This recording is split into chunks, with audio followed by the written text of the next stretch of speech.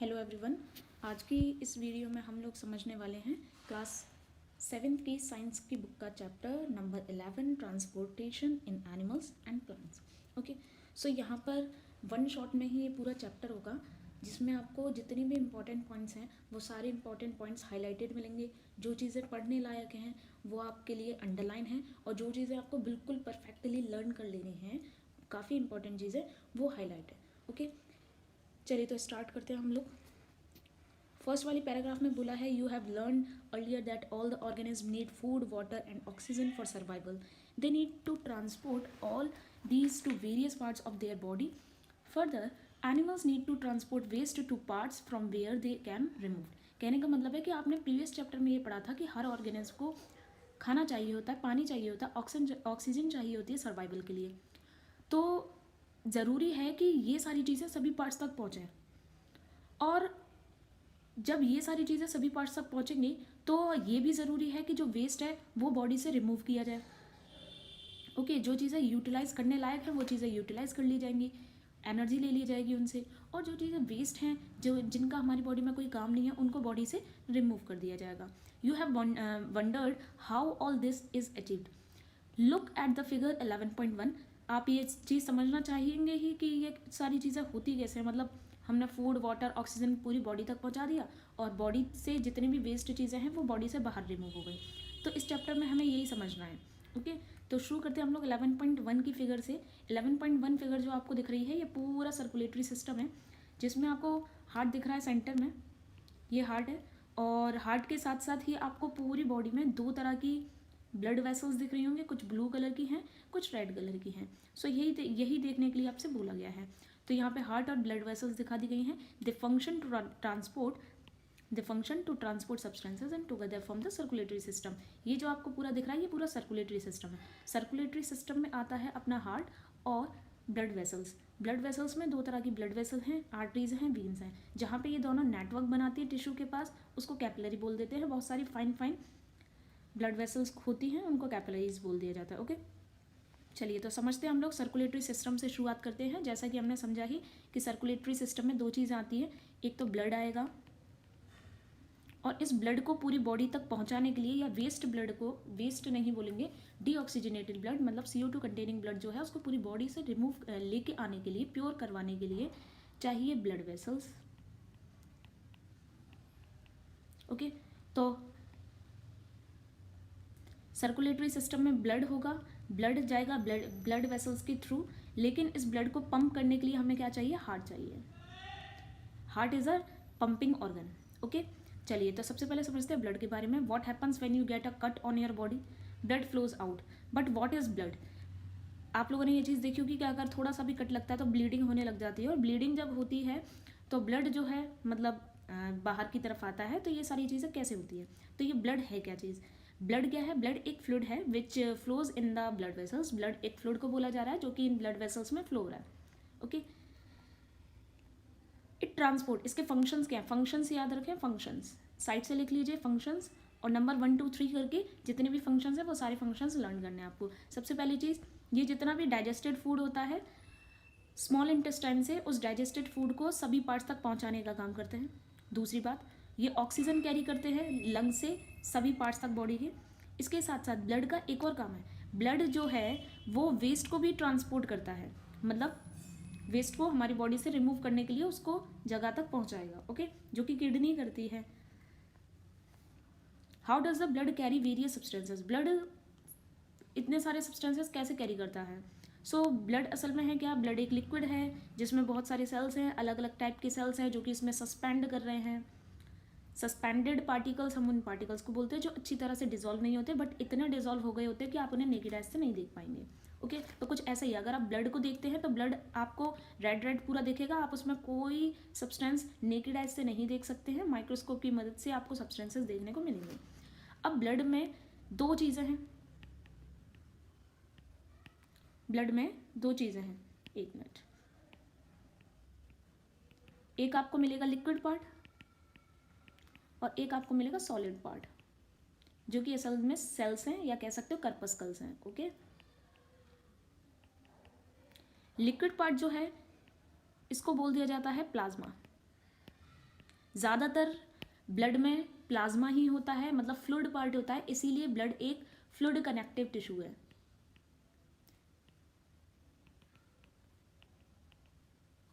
ठीक है, solid part मतलब जितने भी सेल्स हैं, तो यहाँ पे 3 तरह के सेल्स मिलेंगे आपको।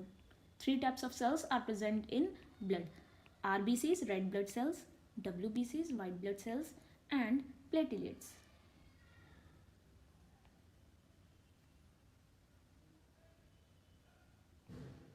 ओके, चलिए तो शुरुआत करते हैं। जैसे कि यहाँ पे हाईलाइट आपको मिल ही रहा है कि 1 type of cells are red blood cells which contain red colour pigment. Red blood cells red colour के क्यों होते हैं? क्योंकि इनमें एक पिगमेंट होता है, उस पिगमेंट का नाम क्या है? हीमोग्लोबिन। ये जो हीमोग्लोबिन है इसी की वजह से जो RBCs होते हैं वो रेड कलर के होते हैं, पहली बात। दूसरी बात जो आपको हीमोग्लोबिन के बारे में समझनी है वो है इसका काम। इसका काम क्या है? ऑक्सीजन को बाइंड करना। ये ऑक्सीजन को बाइंड करते हैं और बॉडी के सभी पार्ट्स तक लेके जाते हैं। ठीक है, तो हमने समझा RBC के अंदर एक रेड कलर का पिगमेंट होता है, उस पिगमेंट का नाम हीमोग्लोबिन है, और ये हीमोग्लोबिन करता क्या है? ऑक्सीजन को बाइंड करता है और बॉडी के सभी पार्ट्स तक पहुंचा देता है। अल्टीमेटली आपके सभी सेल्स तक ऑक्सीजन पहुंच जाएगी, किसके साथ बाइंड होके? हीमोग्लोबिन के साथ। ठीक है, तो हीमोग्लोबिन पकड़ के ले जाएगा, लंग से जितनी भी ऑक्सीजन है उसको पकड़ के लेके जाएगा और सभी सेल्स तक पहुंचाने का काम करेगा। पर ये हीमोग्लोबिन RBCs में होते हैं। ओके, इसी वजह से RBCs रेड कलर के होते हैं। मतलब आप समझिए कि बिना हीमोग्लोबिन के ऑक्सीजन को सभी पार्ट्स तक पहुंचाना इम्पॉसिबल है।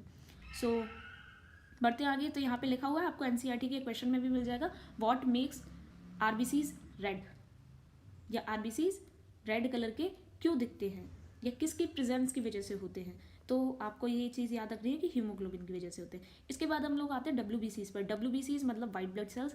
वाइट ब्लड सेल्स जो हैं इनका कलर वाइट होता है, मतलब ट्रांसपेरेंट होता है, इसीलिए इनको वाइट ब्लड सेल्स बोलते हैं। इनको ल्यूकोप्लास्ट भी बोलते हैं, सॉरी ल्यूकोसाइट्स भी बोलते हैं। पर ये आपको याद नहीं रखना, आपके क्लास के अकॉर्डिंग बस आप वाइट ब्लड सेल्स याद रख लें। जैसे कि RBCs को एरिथ्रोसाइट्स बोलते हैं, वो भी आपको याद नहीं रखना। ओके, सो इसीलिए मैं आपसे यही कहूँगी कि आप जितना है अभी उतना ही देखें। तो ब्लड में WBCs हैं, इन WBCs का काम क्या होता है? इन्फेक्शन से लड़ना। जितने भी जर्म्स हमारी बॉडी में हमसे फाइट करने की कोशिश करते हैं, ये उनसे फाइट कर जाते हैं। जो भी जर्म्स हैं जो हमारी बॉडी में एंटर करेंगे, हमें डिजीज़ कॉज करने के बारे में सोचेंगे, ये उनसे लड़ाई करते हैं। इसीलिए हम इन्हें सोल्जर्स बोलते हैं अपनी बॉडी के। ये बात आप याद रखें, सोल्जर्स ऑफ आर बॉडी बोला जाता है। Okay, so RBCs are soldiers of our body. आपने एक चीज़ और देखी कि अगर आप गिर जाते हैं, आपकी पैर में या नी वगैरह में चोट वोट लग जाती है। यहाँ पे भोजो के रेफरेंस में बताया कि Bhojo fell downs while playing a game and his knee got injured. Bhojo जब गेम खेल रहा था उस दौरान वो गिर जाता है, उसकी जो घुटना है, नी मतलब घुटना, वो इंजर्ड हो जाता है। ब्लड बाहर आने लग जाता है जो कट हुआ है उस कट से। लेकिन कुछ समय बाद क्या होता है, आफ्टर सम टाइम वो नोटिस करता है कि ब्लीडिंग जो है वो स्टॉप हो गई और वहाँ पर रेड कलर का एक क्लॉट बन गया, डार्क रेड कलर का। कट को प्लग करने के लिए, मतलब कट को वहाँ से बंद करने के लिए एक रेड कलर का, डार्क रेड कलर का क्लॉट बन गया है। हिंदी में बोलते हैं इसको खून का गत्था। ओके, सो क्लॉट किसकी वजह से बना है? ये क्लॉट बना है प्लेटिलेट्स की वजह से। ये वही प्लेटिलेट्स है जो कि डेंगू में कम हो जाती हैं। ओके, सो प्लेटिलेट्स का काम क्या है? प्लेटिलेट्स का काम है क्लॉट बनाने का। ओके, जब भी इंजरी होती है तो अगर प्लेटिलेट्स कम होते हैं तो ब्लीडिंग होती रहती है। अगर प्लेटिलेट्स नॉर्मल हैं तो आपकी ब्लीडिंग जो है वो रुक जाएगी और वहाँ पे क्लॉट बन जाएगा, जिससे कि हैमरेज ना हो, नहीं तो ब्लड एक्सेसिव ब्लड लॉस हो जाएगा। ओके, उसके बाद हम लोग आते हैं ब्लड वेसल्स पर। ब्लड वेसल्स में यहाँ पर हम देखेंगे 2 तरह की ब्लड वेसल्स हमें देखने को मिलेंगी। यहाँ फर्स्ट वाले पॉइंट में लिखा है, there are different types of blood vessels in our body. You know that during inhalation a fresh supply of oxygen fills the lung. Oxygen has to be transported to rest of our body. Also, the blood picks up the waste material including carbon dioxide from the cells. This blood has go back to the heart for transport to the lungs for removal of carbon dioxide as you have learned in chapter 10. कहने का मतलब यहाँ पर यह है, ज़रा ध्यान से देखें, ये लंग्स है, लंग्स की मदद से हमने O2 इनहेल की। ओके, तो मतलब नोस्ट्रिल की मदद से, और ये लंग्स में O2 पहुँच गई। यहाँ से इस O2 को हार्ट तक पहुँचाने का काम किसका है? ब्लड वेसल का। फिर हार्ट से जो भी इम्प्योरिटी है वो, जैसे कि CO2, जितने भी सेल्स हैं वो सारे सेल्स CO2, जब उनको O2 मिल जाती है तो वो CO2 रिलीज कर देते हैं, वेस्ट होती है, क्योंकि CO2 का हमारी बॉडी में कोई काम नहीं है। और वो CO2 कैरी वाला जो ब्लड है वो भी ब्लड वेसल की मदद से हार्ट तक जाएगा, देन फिर हार्ट से बैक लंग्स तक पहुंचा दिया जाता है, फिर लंग्स में CO2 जाती है और बाहर निकल जाती है। ओके, तो ये सारे काम कौन करता है? ब्लड वेसल करते हैं। तो मतलब दो तरह की ब्लड वेसल्स हम लोग को पढ़नी है, आर्टरीज और वीन्स, ये हमारी बॉडी में प्रेजेंट होती हैं। आर्टरीज की अगर हम बात करें तो आर्टरीज ऑक्सीजन रिच, मतलब ऑक्सीजन रिच ब्लड का मतलब होता है कि वो ब्लड जिसमें ऑक्सीजन है, वो वाला ब्लड को लेके जाएंगे हार्ट से सभी पार्ट्स तक। ओके, और क्योंकि ब्लड प्रेशर जो है हाई होता है, रैपिड होता है, बहुत फास्ट होता है और हाई ब्लड प्रेशर होता है आर्टरीज में, इसीलिए आर्टरीज की जो वॉल होती है वो थिक इलास्टिक वॉल होती है। ठीक है, ये चीज़ भी याद रखें, आर्टरीज की वॉल थिक इलास्टिक वॉल होती है क्योंकि इसके अंदर प्रेशर ज़्यादा होता है, रैपिड फ्लो होता है ब्लड का। ओके, चलिए इसके बाद यहाँ पर आपसे बोला है कि place the middle and index finger, जैसे कि आप फिगर में देख पा रहे होंगे यहाँ पर मिडिल और इंडेक्स फिंगर जो है, इंडेक्स फिंगर बोलते हैं फर्स्ट फिंगर जो होती है उसको, और मिडिल फिंगर उसके बगल वाली जो होती है लंबी सी, उसको बोला जाता है। सो इसको आपको रखना है inside your left wrist, left wrist के राइट हैंड के on the inner side of your left wrist. ठीक है, तो लेफ्ट रिस्ट में आपके यहाँ पर कुछ पल्स वगैरह देखने को मिलेंगे, कुछ थ्रोबिंग हो रहा होगा। थ्रोबिंग मतलब एक सेंसेशन, ठीक है, आवाज़ जैसी, धड़कने जैसी आवाज़ यहाँ पे देखने को मिलेगी, धड़कन बोलते हैं जिसको। सो थ्रोबिंग का मतलब यही होता है। ये जो थ्रोबिंग है, इस थ्रोबिंग को असल में हम लोग पल्स बोलते हैं। Okay, and it is due to the blood flowing in the arteries. ये किसकी वजह से होता है? क्योंकि हमारी आर्टरीज में ब्लड फ्लो कर रहा है। सो क्या आप काउंट कर सकते हैं कि कितनी बीट्स हुई हैं 1 मिनट के अंदर? How many pulse beat could you count? आपने कितनी पल्स बीट काउंट की हैं? तो यहाँ पे पल्स रेट भी एक इम्पॉर्टेंट डिफाइन है। पल्स रेट का मतलब क्या होता है? Number of beats per minute. 1 minute के अंदर कितनी बीट्स आपने ऑब्जर्व की जब आपने ये चीज़ देखी। तो ये वाला हैंड है राइट हैंड और ये वाला हैंड है लेफ्ट हैंड। ठीक है, लेफ्ट हैंड के यहाँ पर आपको देखना है, इंडेक्स फिंगर और मिडिल फिंगर को रख के आपको थ्रॉबिंग जैसा मिलेगा, जिसी को हम लोग पल्स रेट बोलते हैं। पल्स बोलते हैं, और 1 मिनट में जितनी भी बीट्स की जाती हैं उनको पल्स रेट बोल दिया जाता है। अगर एक नॉर्मल रेस्टिंग पर्सन है, आप आराम से बैठे हुए हैं, नॉर्मल कंडीशन में है, तो आपकी पल्स रेट जो होगी वो 72 to 80 बीट्स पर मिनट होगी। ये बहुत इंपॉर्टेंट है, इसको याद रखें। बाकी बढ़ते हैं आगे। अब नेक्स्ट आपके लिए थोड़ी सी एक्टिविटी है कि आपको रिकॉर्ड करनी है पल्सेस अपनी और अपने क्लासमेट्स की, जिसके लिए 5 आपको रोज़ दी हुई हैं, इनमें आप कर सकते हैं। इसके बाद बढ़ते हैं हम लोग वीन्स पर। आर्टरीज में हमने समझा कि आर्टरीज जो होती हैं वो प्योर ब्लड, मतलब ऑक्सीजन रिच ब्लड को हार्ट से सभी पार्ट्स तक ले जाने का काम करती हैं। वीन्स क्या करती हैं? वीन्स वो वेसल्स होती हैं जो कि कार्बन डाइऑक्साइड रिच ब्लड को, मतलब CO2 रिच ब्लड को, ऐसा ब्लड जिसमें CO2 भरी हुई है, या कह सकते हो CO2 है, उस ब्लड को सभी पार्ट से वापस से हार्ट तक पहुंचाने का काम करती हैं। ठीक है, मतलब हमारी बॉडी में, पूरी बॉडी में जो ब्लड फ्लो कर रहा है ना, वो ब्लड वेसल्स के थ्रू ही फ्लो कर रहा है। प्योर ब्लड फ्लो करवाने का काम आर्टरीज का, इम्प्योर ब्लड फ्लो करवाने का काम वीन्स का। प्योर ब्लड मतलब ऑक्सीजन वाला blood, oxygen rich blood. Impure blood मतलब CO2 रिच ब्लड।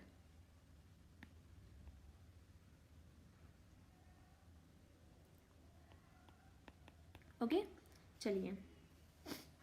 सो ये जो वीन्स होती हैं, इनकी वॉल कैसी होती है? थिन होती है, क्योंकि इनका प्रेशर इतना ज़्यादा हाई होता नहीं है। सो एक और चीज़, ये जो वीन्स होती हैं इनमें वाल्व्स होते हैं जो कि ओपन हो जाते हैं, ब्लड फ्लो होने लग जाता है हार्ट की तरफ। ये फिगर काफ़ी इंपॉर्टेंट है, ये एग्जाम्स में पूछा भी जाता है। स्कीमेटिक डायग्राम ऑफ सर्कुलेशन बनाने के लिए आता है, काफ़ी सिंपल है। सेंटर में आपको हार्ट बनाना है, हार्ट बना के ऊपर लंग्स है, लेफ्ट और राइट दोनों लंग्स आपको देखने को मिलेंगे, पेयर ऑफ लंग्स। अब देखो यहाँ पर वीन का तो आप समझ ही गए कि हार्ट से जितने भी बॉडी टिश्यूज़ हैं, उन सभी बॉडी टिश्यूज़ तक, हार्ट से जितने भी बॉडी टिश्यूज़ हैं उन सभी बॉडी टिश्यूज़ तक प्योर ब्लड पहुंचाने का काम किसका है? आर्टरीज का है। ठीक है, और टिश्यू से जो CO2 वाला ब्लड है, CO2 कैरिंग ब्लड, वो ब्लड पहुंचाने का किसका काम है? वो काम है वीन्स का। ओके, ये चीज़ आप पहले ही समझ गए। यहाँ पे जो याद रखने वाली बात है वो है पल्मनरी वीन और पल्मनरी आर्टरी। इसका MCQ भी पूछा जाता है, तो आपको याद रखना है। ओके, सो ये CO2 वाला ब्लड है, तो ये दोनों तो आपको याद हो गई। हार्ट से सभी टिश्यूज़ तक, सभी पार्ट्स तक प्योर ब्लड पहुँचाने का काम आर्टरी का, और सभी टिश्यूज़ या बॉडी पार्ट से हार्ट तक CO2 ब्लड मतलब इम्प्योर ब्लड पहुँचाने का काम किसका है? वीन्स का। लेकिन लंग्स से प्योर ब्लड लंग से प्योर ब्लड पहुंचाने का, लंग से हार्ट तक प्योर ब्लड पहुंचाने का काम किसका है? पल्मनरी वीन का। और पल्मनरी आर्टरी क्या करती है? हार्ट से CO2 वाला blood, CO2 enrich blood lungs तक पहुंचाती है। तो मतलब अभी जो आपने आर्टरीज और वीन पढ़ी थी उनका अपोजिट है, इसीलिए बस ये याद रखना है, हमारी पूरी बॉडी में प्योर ब्लड पहुंचाने का काम आर्टरी का होता है, बस एक पल्मनरी वीन है जो कि प्योर ब्लड पहुंचाती है हार्ट तक लंग्स से। लंग से जो प्योर ब्लड होता है वो हार्ट तक पहुंचाने का काम पल्मनरी वीन का होता है, और हार्ट से लंग्स तक पहुंचाने का काम पल्मनरी आर्टरी का होता है।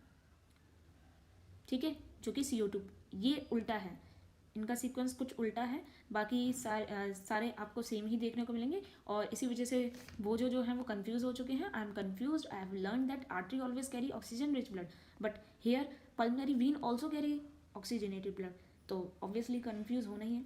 हमने तो अभी ऊपर वाली लाइन में पढ़ा ही था कि भाई आर्टरी जो होती है वो ऑक्सीजन रिच ब्लड कैरी करती है, पर यहाँ पे तो कुछ उल्टा हो गया, लंग से हार्ट तक जो ब्लड जा रहा है वो पल्मनरी वीन के थ्रू जा रहा है। तो कुछ नहीं, पहली बताती है, पहली एक्सप्लेन करती है कि असल में पल्मनरी आर्टरी जो है वो ब्लड को हार्ट तक लेके आती हैं, इसीलिए हम इन्हें पल्मनरी आर्टरी बोलते हैं। सॉरी, पल्मनरी आर्टरी जो है वो हार्ट से ब्लड कैरी करती हैं, हार्ट से ब्लड कैरी कर रही हैं, तो हार्ट से अगर ब्लड जाता है तो वो आर्टरीज की मदद से ही जाता है। तो यहाँ से आप देख सकते हैं, देखिए हार्ट से जो ब्लड गया आर्टरीज की मदद से गया, हार्ट से जो ब्लड गया आर्टरीज की मदद से गया, इसीलिए आप एरो लगा दें, बुक में एरो जरूर लगा दें जिससे कि आपको इतना कन्फ्यूजन ना हो। तो हार्ट से जो ब्लड जाता है वो आर्टरीज की मदद से ही जाता है, इसीलिए पल्मनरी आर्टरी का भी नाम आर्टरी रख दिया है, जबकि होना वीन चाहिए था अगर हम ऊपर वाले सीक्वेंस के हिसाब से देखें तो। ठीक है, तो इसको हम वीन नहीं बोलते हैं। इसी तरह से वीन जो है वो कैरी करती है, it carries, sorry, pulmonary artery के बारे में ही अभी बताया जा रहा है कि पल्मनरी आर्टरी है वो कार्बन डाइऑक्साइड रिच ब्लड को लंग्स तक कैरी करती है, और पल्मनरी वीन क्या करती है? Pulmonary vein oxygen rich blood को कैरी करती है हार्ट तक। ओके, तो हार्ट तक जो ब्लड आता है, हार्ट के पास जो ब्लड आएगा वो वीन के थ्रू आएगा, और हार्ट से जो ब्लड जाएगा वो आर्टरी के थ्रू जाएगा, चाहे वो कहीं भी जाए। ठीक है, बढ़ते हैं आगे। तो ये एक यहाँ पे इंपॉर्टेंट बात ये थी। नेक्स्ट आप आगे पहुँचते हैं, आप देखते हैं कि do you see the arteries divide into smaller blood vessels. आपने कभी ये चीज़ देखी है कि आर्टरीज जो होती है वो छोटी छोटी ब्लड वेसल्स में डिवाइड हो जाती है? ये देखिए फिगर में आप देख सकते हो बहुत सारी छोटी छोटी ब्लड वेसल्स दिख रही हैं, मेन ब्लड वेसल्स भी हैं, उसके बाद बहुत सारी ब्रांचेस दिख रही हैं, जैसे एक पेड़ की बहुत सारी ब्रांचेस होती है ना, एक ब्रांच से बहुत सारी सब ब्रांचेस निकलती हैं, बस वैसे ही। तो ऑन रीचिंग द टिश्यूज तक पहुंचने के बाद दे मतलब आर्टरीज और वीन्स, आर्टरीज, ठीक है, arteries divide further into extremely thin tubes called capillaries. So capillary क्या करती है? Capillary join up to from veins which empty into the heart. ठीक है, तो कुछ इस तरह से चीज़ें होती हैं। बाकी बढ़ते हैं हम आगे। तो ये जो आपको नेटवर्क दिख रहा है ना पूरा ब्लड वेसल्स का, इन्हीं को कैपिलरीज बोला जाता है, जिनमें पतली पतली ट्यूब्स होती हैं, और ये जॉइन शुरुआत होती है इनकी आर्टरी से, आर्टरी आगे जाके डिवाइड हो जाती है, और आगे जाके ये जॉइन होकर मिलके बनाती हैं वीन्स, और इन वीन्स से जो भी जो भी ब्लड है CO2 ब्लड वो किस में जाके किस में पहुंच जाता है? हार्ट में पहुंच जाता है। इसके बाद हम लोग हार्ट की बात करते हैं। हार्ट एक ऑर्गन है जो कि कंटिन्यूसली बीट करता रहता है, और किसकी तरह काम करता है? पंप की तरह। जैसे हमारे घर में पंप, कूलर की पंप होती है, बिल्कुल उसी तरह से। ठीक है, और ब्लड को पहुंचाने का काम करता है सभी पार्ट्स तक, और ब्लड के थ्रू जो भी सब्सटेंसेस हैं जो कि हमारी बॉडी को चाहिए, ऑक्सीजन, फूड, वो सारा कौन पहुंचाता है? ब्लड पहुंचाता है। हार्ट का काम है पंप करने का, इसीलिए इसको पंपिंग ऑर्गन भी बोलते हैं।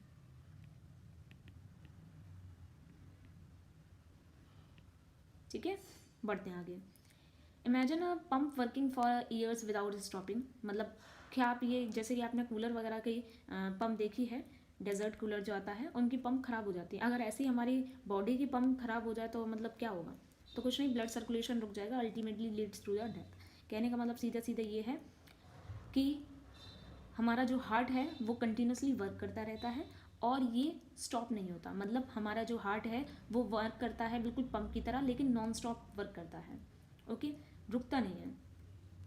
So heart is located in the chest cavity. Heart कहाँ लोकेटेड है? चेस्ट कैविटी में, और इसका जो लोअर टिप है वो थोड़ा सा टिल्टेड है टुवर्ड्स द लेफ्ट, थोड़ा सा लेफ्ट की तरफ टिल्टेड है। ओके, तो ये चीज़ याद रख लें आप, बाकी चेस्ट कैविटी याद रखें लोकेशन में।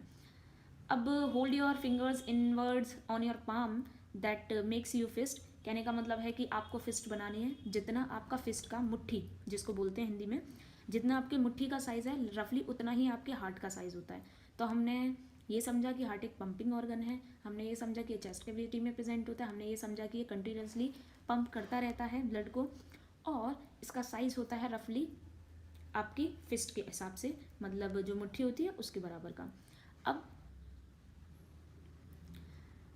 बच्चों के दिमाग में ये भी चीज़ आती है कि जब हार्ट में प्योर ब्लड आ रहा है, हार्ट में इम्प्योर ब्लड आ रहा है, तो क्या वो दोनों मिक्स नहीं होते? नहीं होते, क्योंकि हमारे हार्ट में होते हैं 4 चैम्बर, 4 चैम्बर्स होते हैं, 4 खाली जगह हैं, ठीक है। ऊपर के जो 2 चैम्बर होते हैं उनको एट्रिया बोलते हैं, सिंगुलर टर्म एट्रियम है। नीचे के जो 2 चैम्बर हैं उनको वेंट्रिकल्स बोलते हैं। एट्रियम में प्योर ब्लड आएगा और वेंट्रिकल्स में इम्प्योर ब्लड होगा, ठीक है। तो यहाँ पर आपको लेफ्ट एट्रियम और वेंट्रिकल की बात की है। तो बढ़ते हैं थोड़ा आगे की तरफ, थोड़ा सा इसको मैं क्लियर कर दूं कि ऐसा क्यों, क्या, कैसे है। सो यहाँ पे आप देख सकते हैं, ये देखिए हार्ट है आपका, यहाँ से देखने आपको 4 चैम्बर दिखेंगे। चैम्बर नंबर 1 ये है लेफ्ट एट्रिया, इसमें प्योर ब्लड है, यहाँ से जो ब्लड है वो जाएगा लेफ्ट वेंट्रिकल में, चैम्बर नंबर 2।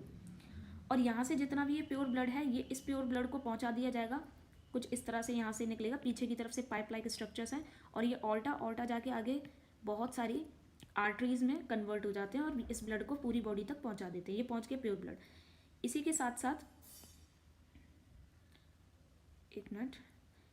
साथ आपको इम्प्योर ब्लड आप देख सकते हैं कि राइट एट्रियम में क्या होता है, राइट एट्रियम में पहुंचता है इम्प्योर ब्लड वेना केवा के थ्रू ऐसे इम्प्योर ब्लड आ रहा है, और ये इम्प्योर ब्लड पहुंचेगा राइट वेंट्रिकल में।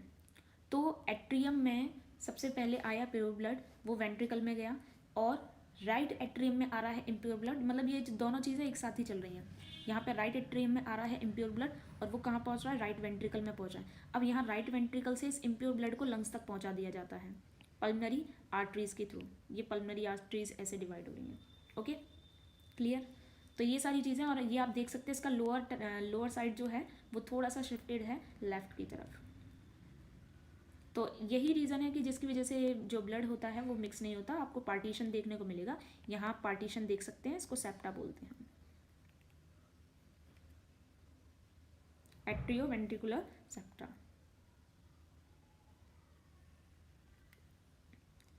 ये वाल्व्स हैं, ये जो आपको वी शेप दिख रहे हैं ये वाल्व्स हैं, ओके। ये बैक फ्लो को रोकते हैं, जैसे कि ब्लड जो है वो बैक फ्लो ना हो। बाकी आप सेप्टा देख सकते हैं, पार्टीशन मतलब आपको बस पार्टीशन याद रखना है, जो कि प्योर और इम्प्योर ब्लड को सेपरेट कर रहा है, जिससे कि वो मिक्स ना हो, ओके। फंक्शनिंग समझने के बाद एरो वगैरह आपने समझ ही लिए हैं कि ब्लड को कैसे कैसे फ्लो कर रहा है, यहाँ पे बता ही दिया गया है। बाकी हम पहुँचते हैं हार्ट बीट की तरफ। हार्ट बीट की तरफ पहुँचते हैं तो यहाँ पे बताया जाता है कि हमारी जो हार्ट है वो कुछ मसल से बना हुआ है, जिनको हम हार्ट मसल्स या कार्डियक मसल्स बोलते हैं। ये जो मसल्स हैं ये हमारी बॉडी की सारी मसल्स कॉन्ट्रैक्ट और रिलैक्स करती हैं, इसी मैकेनिज्म की वजह से हम कुछ भी काम कर पाते हैं, ऐसे ही हार्ट कर पाता है। ये जो रिदमिक कॉन्ट्रैक्शन होता है, रिदम के साथ जो ये कॉन्ट्रैक्शन चल रहा है हमारी हार्ट मसल्स का, इसी कॉन्ट्रैक्शन और रिलैक्सेशन को हार्ट बीट बोलते हैं। मतलब एक कॉन्ट्रैक्शन एक रिलैक्सेशन हार्ट बीट बनाएगा। और ये हार्ट बीट सुनने के लिए डॉक्टर्स के पास एक डिवाइस होती है जिसको बोलते हैं स्टेथोस्कोप, ठीक है। डॉक्टर्स आपकी हार्ट बीट को फील कर सकते हैं किस इंस्ट्रूमेंट में, जैसे स्टेथोस्कोप की मदद से। So what is a stethoscope? Stethoscope is a device to amplify sound of your heart. आपके हार्ट की साउंड को एम्पलीफाई करने के लिए ये एक डिवाइस है, और इसमें आपको 3 पार्ट्स देखने को मिलेंगे। एक होगा चेस्ट पीस, जो कि आपकी चेस्ट पर रखा जाएगा, left side of your chest. 2 है यहाँ पे ईयर पीस, जो कि कान में लगाए जाएंगे, ठीक है, जिसके थ्रू आवाज़ सुनी जाएगी। और इनको ज्वाइन करने के लिए पतली सी ट्यूब आ रही है, ठीक है। चलिए, अब doctors can get clues about the condition of your heart by listening through stethoscope. मतलब डॉक्टर्स आपके हार्ट की क्या कंडीशन है वो कंडीशन समझने के लिए स्टेथोस्कोप से सुनते हैं आवाज़, और उससे पता चल जाता है। बाकी यहाँ पे एक एक्टिविटी दी हुई है, इस एक्टिविटी को आप कर सकते हैं और एक स्टेथोस्कोप बना सकते हैं। बढ़ते हैं आगे। यहाँ पर बोजो ने एक क्वेश्चन और पूछ लिया है। बोजो ने पूछा है कि स्पंजेस और हाइड्रा, इनके पास भी ब्लड होता है? सो आंसर कुछ इस तरह से है कि animals such as sponges and hydra do not possess any circulatory system. Sponges water में प्रेजेंट होते हैं, हाइड्रा भी वाटर में होता है। सो मैराइन एनिमल्स हैं, हाइड्रा फ्री लिविंग एनिमल है और इनके पास कोई भी सर्कुलेटरी सिस्टम नहीं होता है।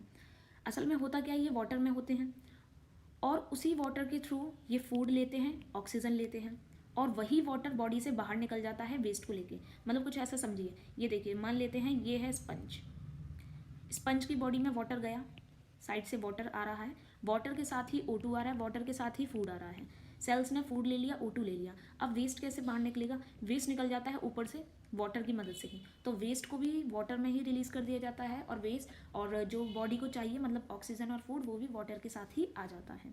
ओके, तो मतलब कहने का सिर्फ मेरा ये है कि वाटर यहाँ पर काम करता है तो इनको किसी सर्कुलेटरी सिस्टम की ज़रूरत ही नहीं पड़ती है। जैसे हमने ब्लड के बारे में समझा वैसे यहाँ पे कोई ज़रूरत है नहीं। सो इनके पास कोई सर्कुलेटरी सिस्टम नहीं है ब्लड की तरह, सर्कुलेटरी फ्लूइड भी नहीं है ब्लड के जैसा, ठीक है, क्योंकि सारा काम ये किससे कर लेते हैं, वाटर की मदद से करवा लेते हैं। सो इसके बाद है एक्सक्रीशन इन, नेक्स्ट है excretion in animals. Recall how carbon dioxide is removed as a waste from the body through the lungs during acceleration.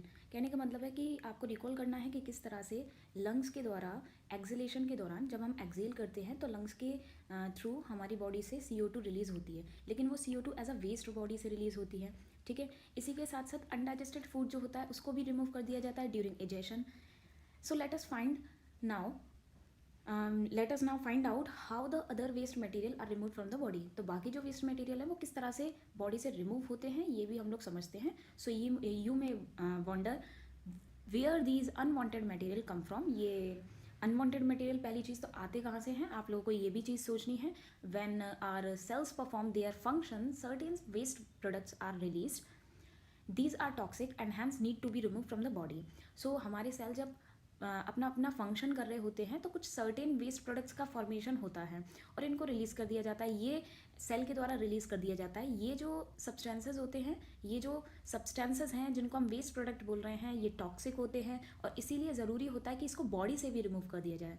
Okay, so the process of removal of waste produced in the cells of the living organism is known as excretion.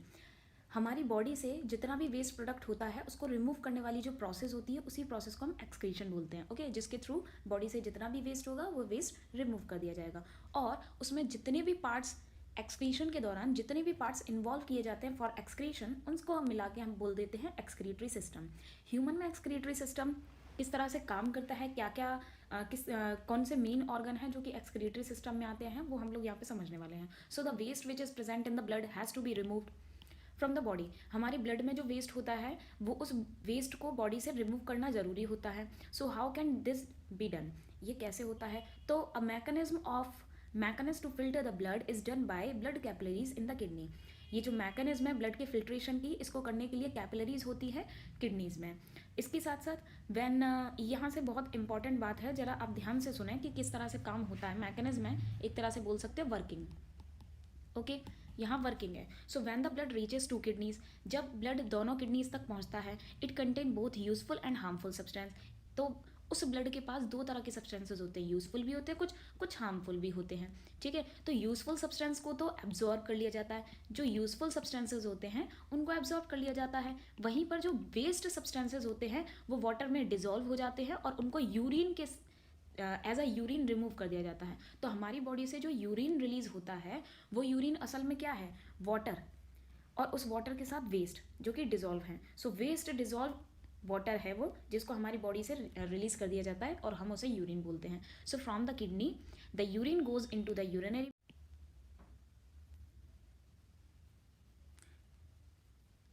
Through tube like ureters.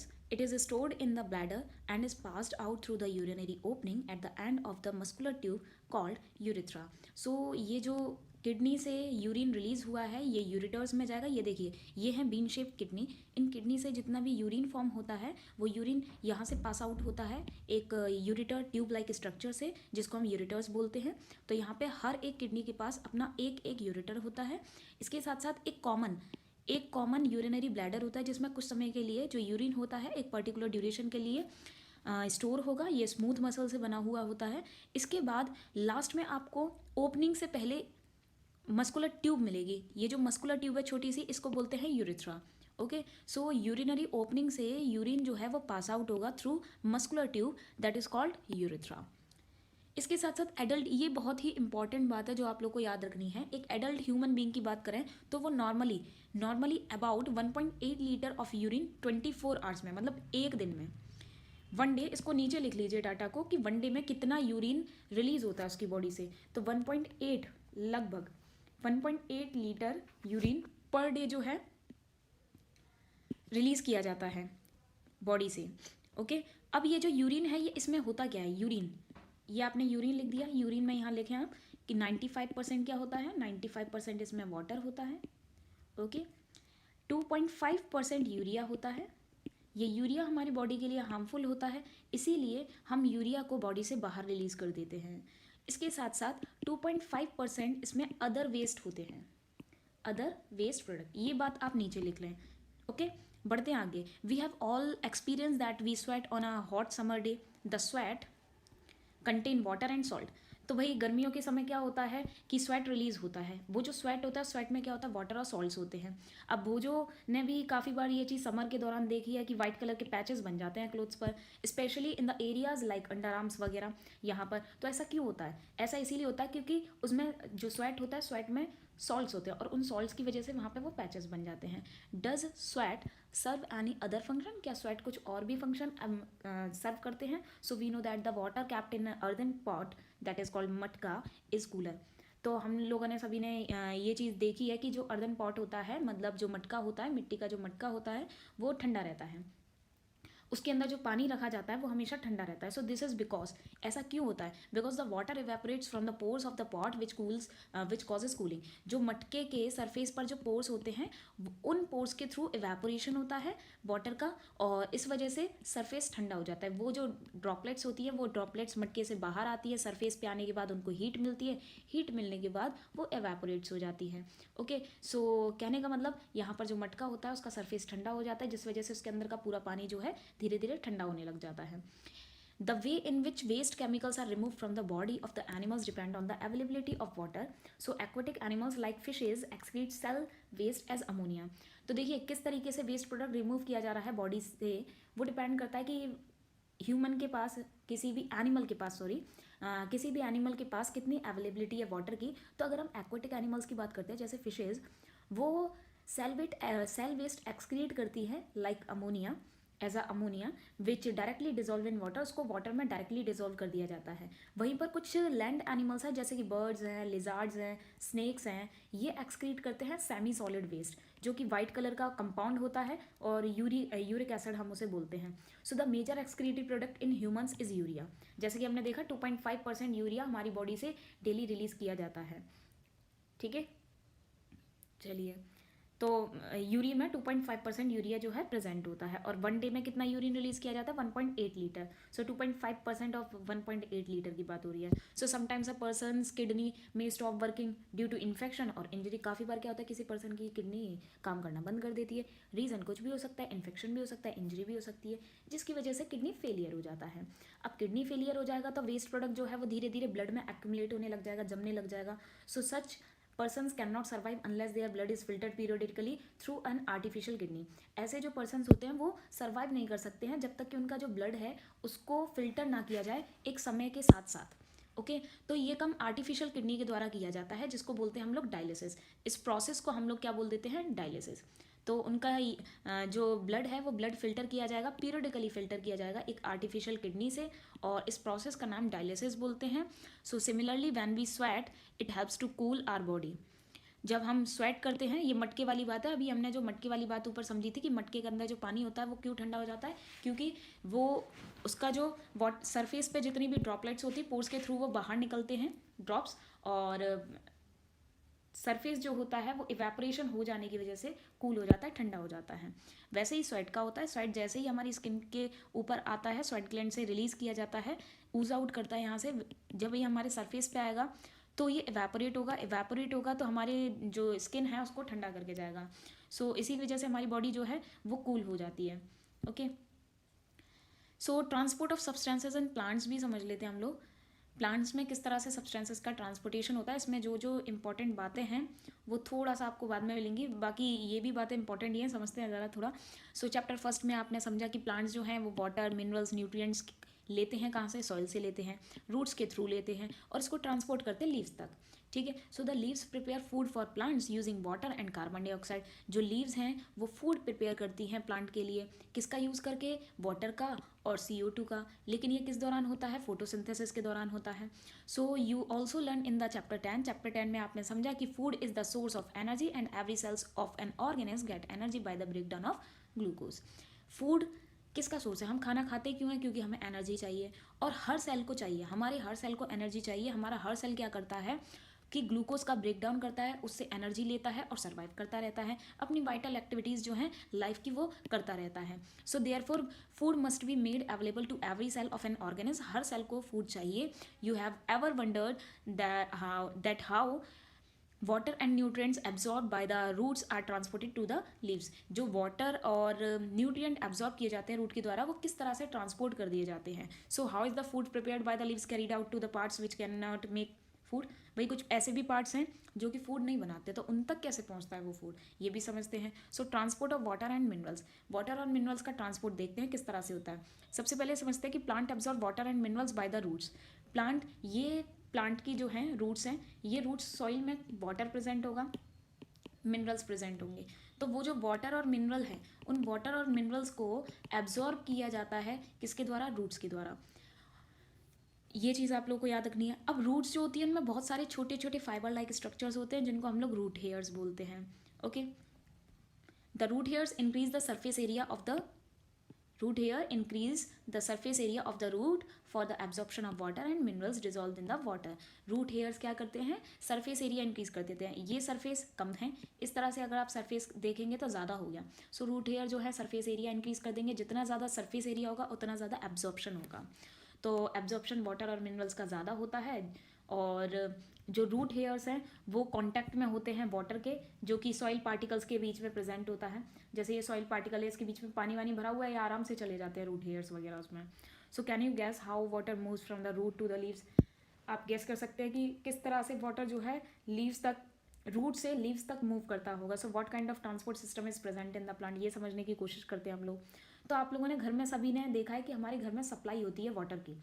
हमारे घर में water की supply करने के लिए कुछ pipes होते हैं जिनको ट्रांसपोर्ट किया जाता है। जैसे सबमर्सिबल लगी हुई है और जो टंकी वगैरह होती है वो छत पे रखी होती है, और किस तरह से पूरे घर में पाइप्स वगैरह जो है उनकी सप्लाई, फिटिंग वगैरह जो होती है उससे वाटर की सप्लाई की जाती है। बस बिल्कुल इसी मैकेनिज्म से इस प्लांट में होता है। देखिए किस तरह से रूट हेयर्स ने एब्जॉर्ब किया, सरफेस एरिया इंक्रीज कर दिया, ज़्यादा से ज़्यादा वाटर एंड मिनरल्स एब्जॉर्ब कर लिए गए, और इनको धीरे धीरे धीरे धीरे जाइलम की मदद से सभी पार्ट्स तक पहुंचा दिया जाएगा।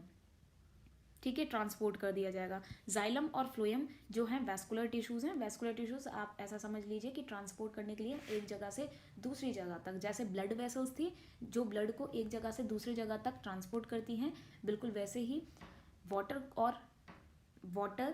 प्लस मिनरल, मतलब जिसको हम सैप बोलते हैं, और फूड, इसको ट्रांसपोर्ट करने के लिए जाइलम एंड फ्लोएम होते हैं। सो वेल भोजो इज़ राइट, भोजो बिल्कुल सही है। भोजो ने ये बात बोली थी सप्लाई ऑफ वाटर वाली जो घर में होती है। So plant have pipe like vessels to transport water and nutrients from the soil. Soil से जितने भी वाटर एंड न्यूट्रिएंट होते हैं उनको ट्रांसपोर्ट करने के लिए प्लांट्स के पास पाइप लाइक वेसल्स होती हैं। ये जो वेसल्स होती है कुछ स्पेशल तरीके के सेल से बनी होती हैं और वेस्कुलर टिश्यू बनाती हैं। So a tissue is a group of cells that perform specialised function in an organism. Tissue क्या है, एक ग्रुप है सेल का जो कि एक स्पेशल तरीके का फंक्शन परफॉर्म करता है किसी भी ऑर्गेनिज्म में। So vascular tissue for the transport of water and nutrients in the plants is known as xylem. Water और न्यूट्रिएंट्स जितने भी हैं, मतलब मिनरल्स, उनको ट्रांसपोर्ट करने के लिए जाइलम होता है। जाइलम एक कंटिन्यूस नेटवर्क बनाता है चैनल्स का, जो कि रूट से कनेक्ट रहते हैं, रूट और लीव, रूट से लीव तक कनेक्ट रहेंगे, किसके थ्रू, स्टेम के थ्रू। सो रूट हैं, पेड़ की जड़ है, जड़ से लेके जो पत्ती है, पत्ती तक एक कनेक्शन जाता है। ठीक है, कंटिन्यूस नेटवर्क्स आपको देखने को मिलेगा चैनल्स का, जिसके, और ये किसके थ्रू है, स्टेम के थ्रू और उसकी ब्रांचेस के थ्रू, और ये ट्रांसपोर्ट करता है वाटर को पूरे प्लांट में। सो पहली says her mother puts lady finger and other vegetables in water, if they are somewhat dry, she want to know how water enters into them. कहने का मतलब ये है कि लेडी फिंगर और बाकी वेजिटेबल्स को इनकी मदर जो है पहली पूछना जा रही है कि मेरी मम्मी जो है वो लेडी फिंगर और बाकी वेजिटेबल्स को पानी में रखती हैं, तो किस तरह से जब वो ड्राई होने लग जाते हैं, सो किस तरह से वाटर जो है वो इनके अंदर एंटर करता है. So you know that the leave synthesize food, so food has to be transported in all parts of the plant. Food को जो है सभी पार्ट्स तक, प्लांट के सभी पार्ट्स तक ट्रांसपोर्ट किया जाता है क्योंकि इसका फॉर्मेशन लीव्स में होता है. ये करने के लिए एक वैस्कुलर टिश्यू होता है जिसका नाम होता है फ्लोएम. दस xylem and phloem transport substances in plants. Xylem और फ्लोएम का काम क्या हुआ? जाइलम और फ्लोएम का काम हुआ सब्सटेंसेस का ट्रांसपोर्टेशन करने का. ओके, जाइलम क्या करेगा? वाटर प्लस न्यूट्रिएंट्स, और फ्लोएम क्या करेगा? फ्लोएम करेगा फूड. जाइलम की डायरेक्शन क्या रहेगी? रूट टू लीव, और फ्लोएम की डायरेक्शन क्या रहेगी? Leaves to all other parts of the plants. ठीक है, यहाँ पर एक एक्टिविटी है, ये एक्टिविटी आप लोगों को करनी है. काफ़ी अच्छी एक्टिविटी है पोटैटो की.